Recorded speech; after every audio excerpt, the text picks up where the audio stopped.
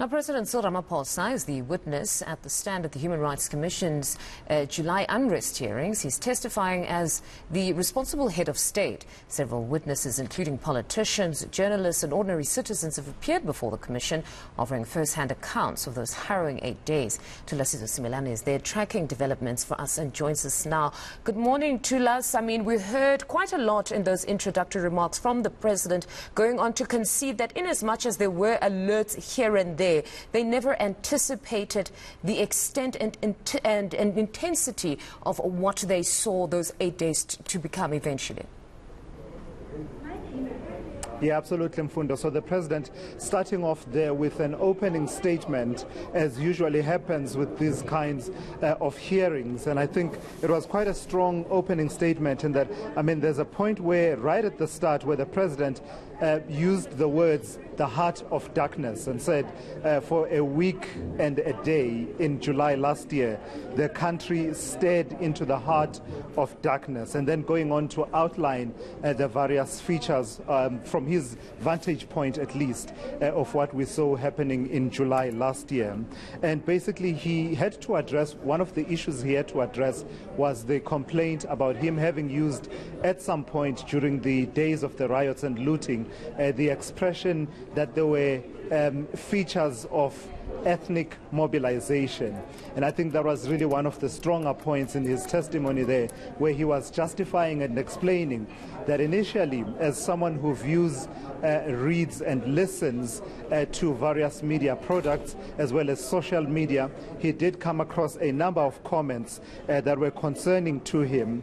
In fact, one of them, he says, was an expression that had said, and I want to get straight to it, he says there were expressions that said, ivenda alime kancane thina abantu bangempela sisalungisa izindaba zethu, loosely translated as, this vendor person must wait a little bit, we real people are fixing our issues. And the other expression that he says concerned him was, thina angeke sibuswe yivenda, we won't be ruled by a vendor person. And he says that was part of what had informed him in terms of that initial reading, that there were elements of ethnic mobilization, but then later on it became apparent that this was not a main feature of what we were seeing in July last year.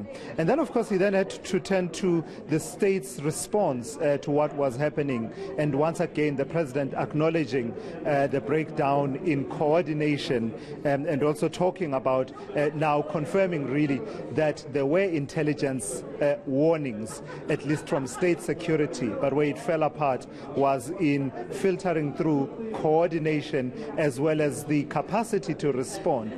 Because as you know from the Sandy Africa report, the police, for example, were completely overwhelmed.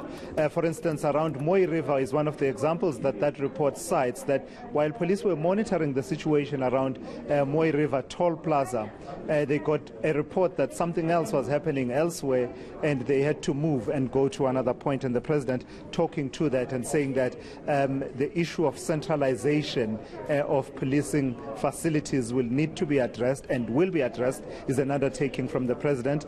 The capacity of public order policing. And I must say, Mfundo, for me, I would want to hear more around what exactly is going to happen around public order policing that didn't happen, as we see the President coming around. Mr. President, are you ready for the second round? And do you believe that you are putting your case across properly around this issue of taking responsibility? What does it mean to take responsibility? Well, you will hear as the proceedings ensue how we are answering the questions, and I think let's wait for that. Also regarding the questions that are being raised, we're dealing with a high-level Human Rights Commission, and they are putting clear and straight questions. So let me follow the proceedings. Thank you. Thank you very much, Mr. Thank you, Mr. President. So there you have it. The President, they're getting ready to go inside again to pick up on his testimony in terms of the questions that will be posed by the evidence leaders and the commissioners of the South African Human Rights Commission. All right, there you have it. Thulasizwe, thank you very much for that update. President, very diplomatic there and measured, because it is a very important day for him today to just answer some of those very pertinent questions.